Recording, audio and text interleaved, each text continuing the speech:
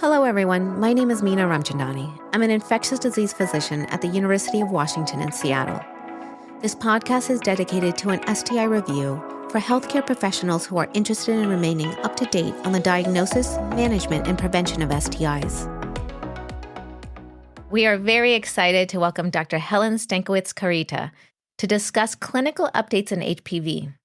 Dr. Stankiewicz-Carita is an infectious disease physician and an associate professor at the University of California, San Francisco, and her area of focus is HPV-related diseases in the anal canal, including primary and secondary prevention of HPV-related cancers, clinical trials of vaccines, and therapeutics for HPV-related disease. Welcome, Helen. It's so great to have you on this episode. Hi, Meena. It is a pleasure to be here. Thank you so much for the invitation. Well, let's jump right in and talk about anal cancer detection in the anal area, which can be challenging for providers.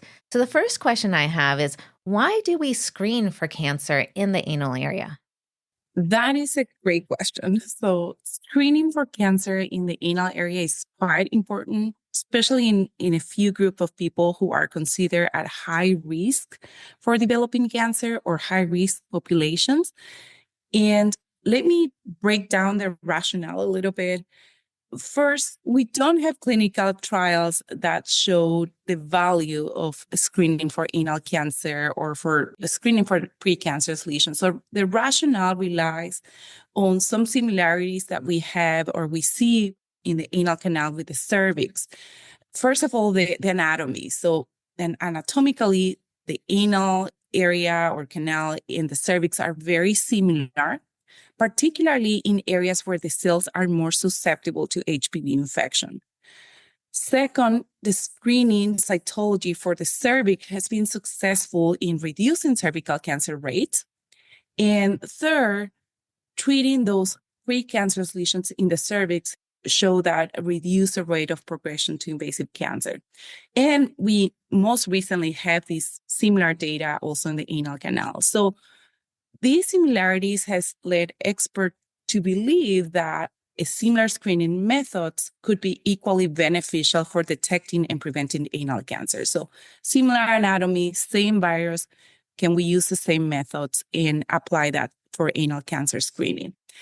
There are a few of other, I will say more like indirect evidence supporting this approach. And one of them is like the incidence of anal cancer is particularly high in a few group of people or the groups that we're recommending for screening. We also have effective screening tools for detection of the anal precancerous lesions, and we can treat them before they progress to cancer. And I think it's also important to know that if we find and we treat or detect or prevent the cancer, or even if we find an early cancer, we can reduce that morbidity and mortality significantly. And from a cost perspective, I think that screening will be more efficient because, of course, in early detection and intervention is generally more or less expensive rather than treating an advanced cancer. Finally, we have data from the ANCHOR trial. And for the audience that may not be very familiar, this was a multi-site and a national study here in the US that actually showed strong evidence that treating these precancerous lesions can prevent the progression to invasive anal cancer. So that reinforced the importance of screening to prevent anal cancer. As a follow-up question, what percentage of anal or penile cancers are caused by HPV? You mentioned there are certain cells that are susceptible to HPV infection, and I don't know if that relates to this question. Right. Yes, it does relate more or less, but I will say that 90% of all cases of anal cancer are associated with what we call high-risk HPV types or high-risk HPV infections. Most of them, like 80% of them, are HPV 16. So that's the leading or what we consider the most pathogenic ones. Even when we're seeing patients in our clinic, I really pay attention to the HPV 16. The next one is HPV 18, probably causing like 5% of these cancers. And the rest is a pool of 10 or 12 other high-risk HPV types that are probably less pathogenic, but still associated with cancer. Same with the penile cancers. I will say most of them are due to HPV 16 and then followed by the HPV 18. But we think that in total, maybe like 50% of all these cancers are HPV related. So not all of the penile cancers are HPV versus anal cancer, where most of the cancers are HPV related. And I think about the HPV infection as a necessary but insufficient for the development of these precancerous lesions or cancer.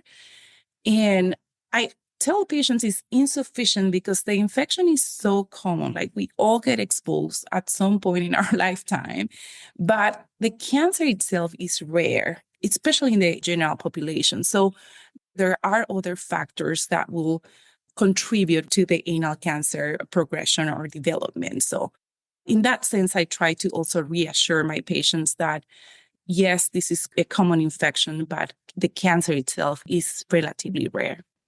So not all patients who are exposed to HPV might develop cancer, but about 50% of anal penile cancers are related or caused by HPV, and mostly 16 and 18, correct? That's correct.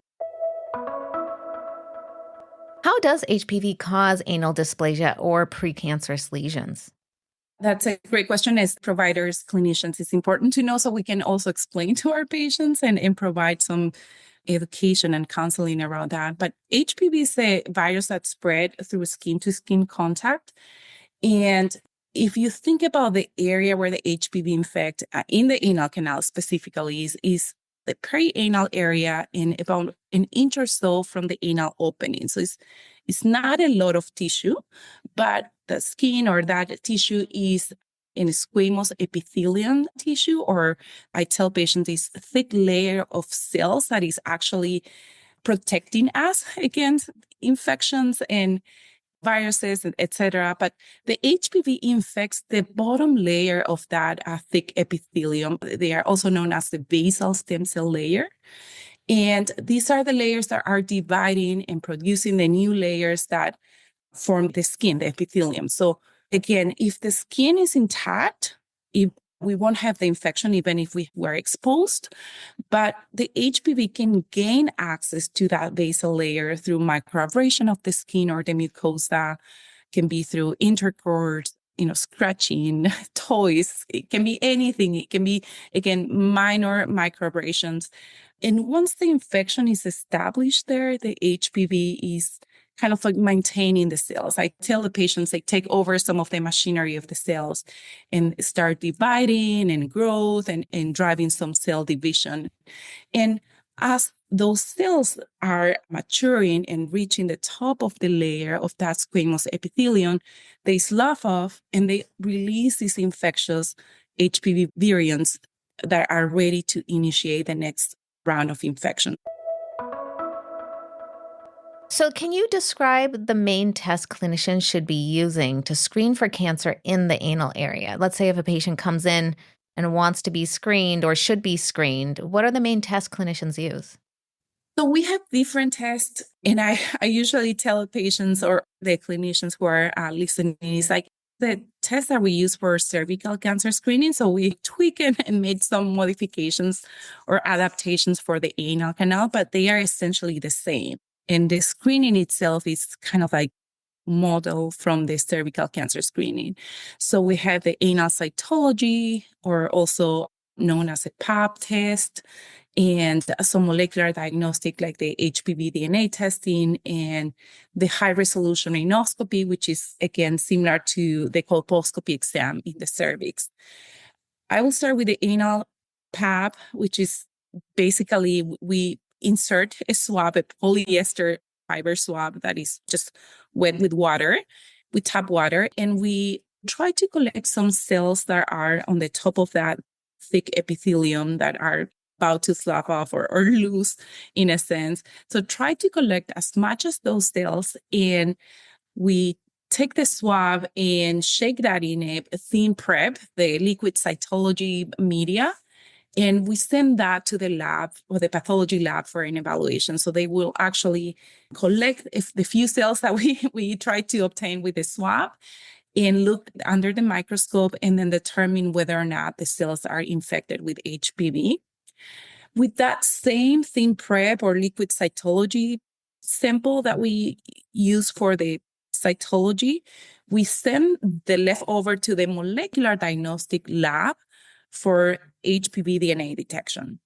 And that depends on the lab and where you are practicing, but usually what the report is the high-risk HPV types, and specifically they will tell you if there is HPV 16 or 18, and then for the rest of them, they will just pull and report as a high-risk non-16, non-18 high-risk HPV test. So we can do both the cytology and the HPV DNA with that single swab.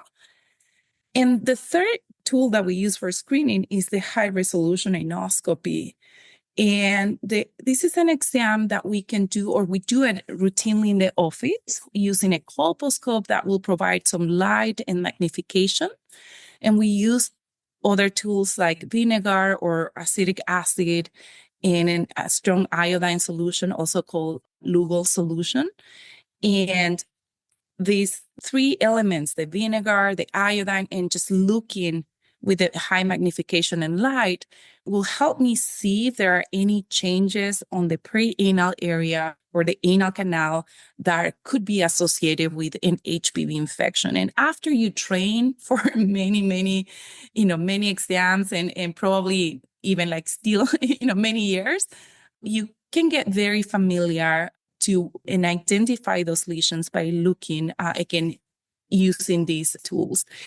I usually tell patients that this exam is very subjective. So I'm usually pretty good and accurate in about 70% of the time. So, and again, as you train and see more cases, you probably will feel more and more confident. But to be 100% sure, we actually need to obtain biopsies of these areas and send that to the lab or to the pathologist so they can actually tell us whether or not there is an HPV infection there, if that's a low grade or a high grade or a cancer, right? So it is important to have a trained provider to do this exam, but also to have a pathologist that can actually confirm or exclude these diagnoses. So it's a team effort really with the pathologist, with the lab, with molecular diagnostics, and again, having that clinician that can confidently see these patients and find these lesions, because that is ultimately how we will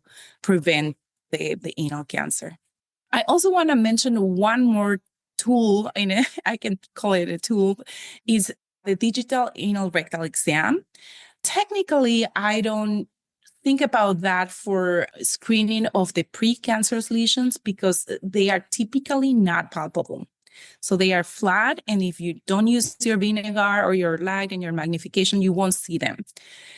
But the digital anal rectal exam, also called DARE, can be helpful to detect an early cancer because those are usually palpable.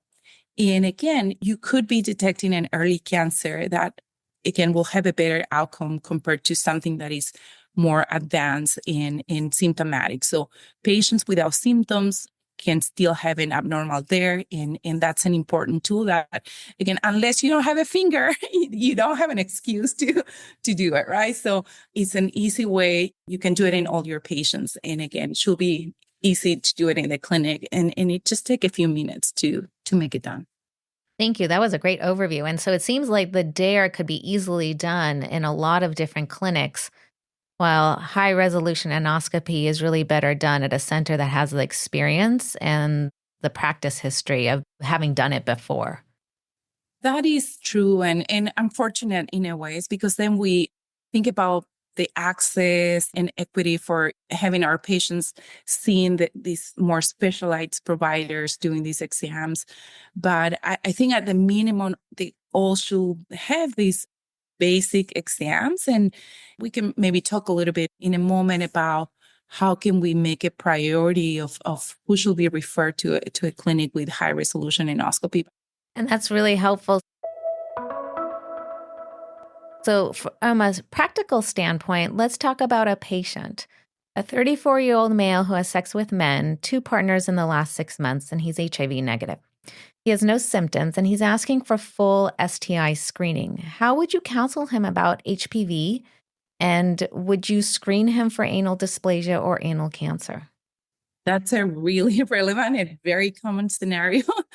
Patients like this one are often referred to my clinic, and I usually start by providing some basic education about HPV. And especially since I think that HPV is not one of the STI that is covered during the routine STI counseling. So I start with that. I usually try to provide some visual aids, a printed diagram or something on the screen, and try to make it simple. I explain how affects the anatomy of the anal canal, the areas where the HPV will infect. I explain how the transmission happened, the type of lesions that it can cause, and the difference between the low risk HPV types that are associated with warts and these high risk HPV types that are the ones that can cause the precancerous lesions, or the full name is a high grade squamous intraepithelial lesions, or HSIL. And these are the true precancerous changes that can lead to cancer. So I try to make that distinction clear for them. And I also explain that the HPV will only infect the anal canal and perianal area, doesn't infect the colon. So it doesn't cause colon cancer. That's one of the questions that they will always ask, and bring that is like, oh, my family member with colon cancer. So HPV, to our knowledge, doesn't cause colon cancer. And a colonoscopy doesn't help with the prevention or detection of anal cancer. So after that basic education, I try to personalize the discussion by stratifying the patient's risk. And according to the 2024 International Anal Neoplasia Society guidelines, the incidence of anal cancer in men who have sex with men who are HIV negative will start increase or rise at age 45. It will peak at age 60, but they recommend starting the screening at age 45. So in this case, this patient is 34, HIV negative, and doesn't have any symptoms. I will explain that, yes, their sexual behavior will put him at a high risk compared to the general population, but based on the current guidelines, we don't have to start screening until age 45. And I will explain that we're not ignoring anything. We're just following evidence-based guidelines, and we will resume that screening when the person turns 45. But also making some comments that if they, of course, have anal symptoms at any point, they should be checked sooner. And in general, I always try to tell patients is that they should not ignore anal symptoms, pain, bleeding, any bumps or lumps. They should be checked. And I rather tell them to be a false alarm than something that can be very serious, like a cancer, for example. So that leads me to my next question. Who do we recommend anal cancer screening for, and why these particular populations? Should we screen everyone? We should not screen everyone because anal cancer is relatively rare, but there are certain groups in the populations that are at higher risk based on epidemiological data showing higher risk of anal cancer in these populations. And these are people living with HIV. I will say those are the patients with the highest risk. Also, patients who are immunosuppressed for other reasons, for example, solid organ transplant recipients and patients who are receiving immunosuppressive therapies. There are patients without immunosuppression or who are immunocompetent, but that also are at this high risk of developing cancer. For example, men who have sex with men or transgender women without HIV infection. And the other group that I want to mention is women who have an HPV-related disease or cancer in the cervix or in the vulvar area. They are also at risk of cancer because we think that there could be a concomitant infection in the anal area, or the HPV easily travel or spread to the anal canal. So they are also part of the group of people that needs to be screened for anal cancer. I think one thing Mhm. that comes up among clinicians is doing molecular testing for HPV in the anal area. So, for example, swabbing the anal area for high risk HPV types and sending it for PCR. Do you do this in your clinic, and how do you counsel patients?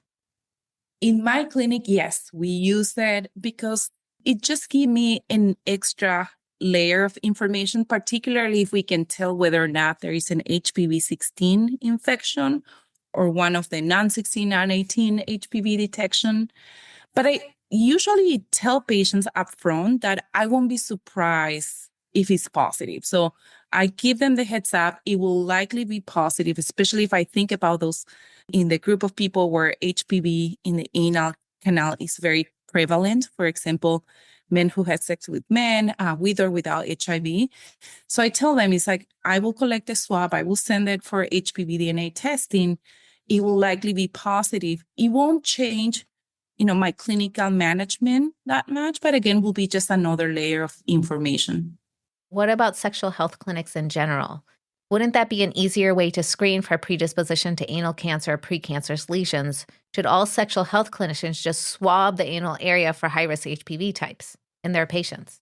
Yes, the HPV DNA can be used as a tool in the sexual health clinics or the clinics in the community, particularly if they don't have access or immediate access to a high resolution endoscopy, which is the gold standard of care. So the provider can do the swab, can test for the HPV DNA.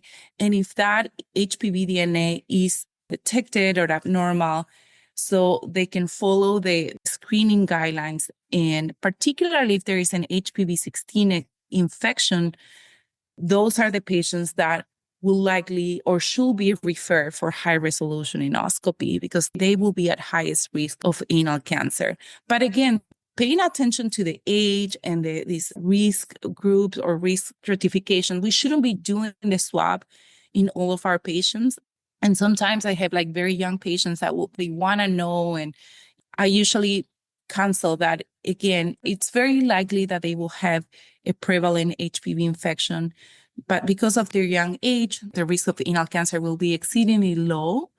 And we shouldn't do that swab in that context. But if those who are fitting the guidelines, and if that's the test that we have for screening or to help us decide who will need a high resolution endoscopy, we could obtain that in the office. So it seems like, according to the guidelines, it could be a useful source of information to help potentially guide management, but counseling of the patient would be an important part of that clinical decision making so that patients know what a positive test result might mean. You mentioned high resolution endoscopy, also known as HRA. When would you refer a patient for HRA, and should HRA be done on everyone? Patients with an abnormal cytology or pap test or a high risk HPV detection should be referred for a high resolution endoscopy. So we can do a more detailed evaluation and potentially take biopsies if we see any lesions. But one of the limiting factors is the availability or access of HRA screening. And actually, the guidelines, the EANS has developed management recommendations for both high and low HRA capacity areas. And what they mean with sufficient capacity is that your patient can have an HRA after we collected or we found abnormal screening within 6 months. So that's the waiting time for this high or low access to HRA. So in the low HRA capacity areas, the recommendations really help you find or identify who are the patients that need the high resolution endoscopy evaluation more immediately. And specifically, these are the patients who have HPV 16 detection or those who have a pap smear with a HCl or ASCAGE. For the audience, these are cells found during the pap smear that are consistent with the precancerous changes. So those are the patients that, again, should be seen or evaluated with high resolution endoscopy immediately. For the rest, there is a buffer between 12 to 24 months where we can repeat the swab and repeat the evaluation with the cytology or the HPV DNA testing or both if you have available in your clinic. but it gives you a little bit more of time to retest. And again, the evaluation is not as urgent as those with HPV-16 or HSIL on cytology. What about if a clinic has access really to only DARE or digital anal rectal exams? Let's say they have access to HRA. When would they refer a patient for HRA? If you have access to HRA, I will still follow the guidelines, right? You start with your swab, cytology, and or the HPV DNA testing. If any of those are abnormal, you can send them to for a referral for HRA. And then when you do your rectal exam or the digital rectal exam, if that is abnormal, you don't care about the HPV or the cytology result, you just send them for an evaluation. Or if they have symptoms. So I think symptoms will trump all of these guidelines. Again, these are just kind of like population-based guidelines, but you also, as a clinician, have to really think about your patient, right? And if they're having symptoms or if you're worried about any particular findings on exam, you should refer them regardless of their HPV DNA testing or cytology test. And what types of symptoms would a patient present with that you'd be worried about, that they should be referred for HRA? Things that I worry about are, for example, anal bleeding that is persistent. Like I tell patients that having hemorrhoids, which are usually the most common cause of anal bleeding, it's fairly common, right? And it's fine. We can have anal bleeding here and there, but nothing should be persistent. So chronic bleeding from the anal canal, patients that feel bumps or lumps that are not going away or are painful, like even when they are sitting and they feel that something is bothering them, and it can be a subtle pain when they are sitting, for example. So anal pain should also be another red flag for clinicians to obtain a more direct evaluation with a high resolution endoscopy. So to summarize, chronic anal bleeding, pain, bumps or lumps are most of the common symptoms that I will worry about.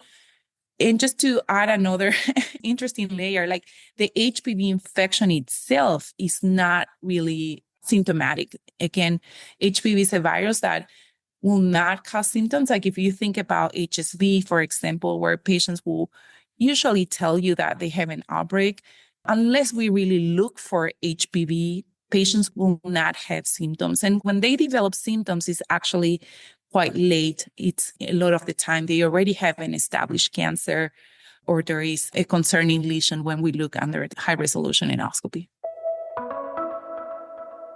And so in counseling patients, what are some of the other risk factors for anal dysplasia or anal cancer that you talk to them about? Yeah, I get asked this quite frequently, and there are several factors identified for the development of the high or the precancerous lesions and anal cancer. And of course, the most important is having an HPV infection, which again is fairly common as we discussed. One is the sexual behavior. And most of these studies are done predominantly in patients who are men who have sex with men.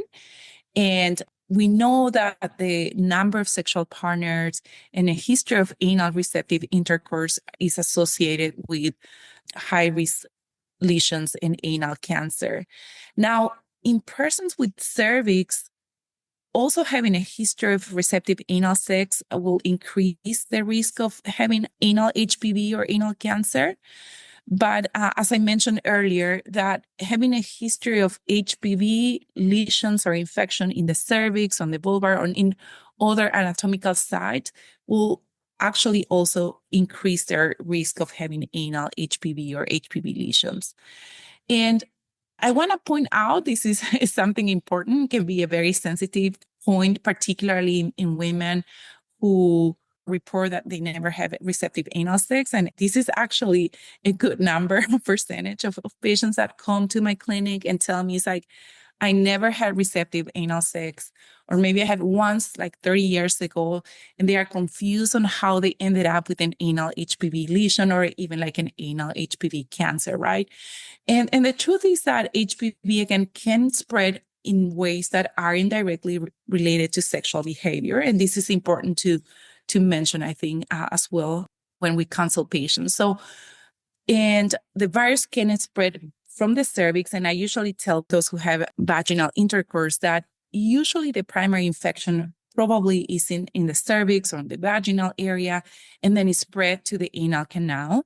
And there's actually a nice study from Australia that looked at something simple as wiping from the front to the back. When we use the toilet, may actually spread that HPV from vaginal cervical area to the anal canal. So yes, having anal intercourse is a risk factor, but again, patients who never had anal intercourse are also at risk for anal HPV. What's one of the most common questions you get about anal dysplasia and anal cancer, either from your patients or from other people who are working in the field? Aside from the ones that we've been already discussing, I think one of the common questions is like around the expectations for follow-up and ongoing care. And to be honest, this is a great question, but it's always a tricky one to answer. It's a tough one because we don't have any universal agreement or guidelines regarding the follow-ups. Like we have the EANS guidelines to tell us when to start. But then, I think it gets less and less when we talk about follow-up schedules and following these patients. So I usually tell patients that I will, after their first evaluation, I will see them in about 6 months, since our exams are very subjective. So I bring them in 6 months. And then after that, I think about whether or not they have lesions or they don't have lesion, if there is HPV detection or not. But basically, I try to space those visits every 6, 12, or 24 months. But I'm also honest and tell them that I rarely discharge patients from our clinic, especially if they have some HPV DNA detection, because I think about HPV as a chronic viral infection. And this is, similar to herpes or shingles, right? And I use these viruses as an example because I feel people are more familiar with them. So there are these long stretches where the virus can be under control by our immune system, and they will not be detectable with our HPV swab or even when we do the high resolution endoscopy. So there won't be anything visible. But later, over time, they can reactivate and cause new lesions. And again, those lesions can potentially progress to cancer. And even in patients who are being treated, I tell them that our treatments are not 100% effective and we don't have an anti-HPV antiviral like we have with herpes, HIV. And even if we treat them, there are probably some viral particles that we don't get rid of, that we left behind. Those are viral particles that can reactivate and again, cause lesions down the line. So this is why the long-term monitoring is so important in these patients. Thank you, Helen. That was so helpful, and I learned a lot from you. And it was an incredible discussion about cancer and HPV-related disease in the anal area. Thank you so much for the invitation. This podcast is brought to you by the National STD Curriculum, the University of Washington STD Prevention Training Center, and is funded by the Centers for Disease Control and Prevention. Transcripts and references for this podcast series can be found on our website, the National STD Curriculum, at www.std.uw.edu. Thank you for listening and have a wonderful day.